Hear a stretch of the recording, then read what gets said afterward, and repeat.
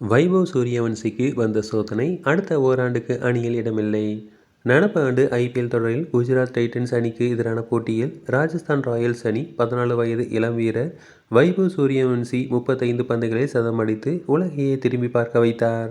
அவரது திறமை அனைவரும் பாராட்டி வந்தனர். 2025 ஐபிஎல் மெகா ஏலத்தில் இளம் வீரர் வைபவ் சூரியவன்சியை ராஜஸ்தான் அணி 1 கோடி ரூபாய் கொடுத்து வாங்கியது.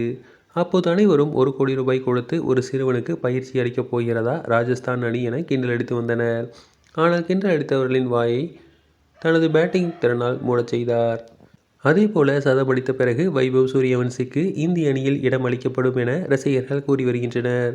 சச்சினையும் முந்தி மிக இளம் வயதில் சர்வதேச கிரிக்கெட்டில் அறிமுக இந்திய வீரர் என்ற சாதனையை வைபவ் படைப்பார் என தெரிவித்து வருகின்றனர்.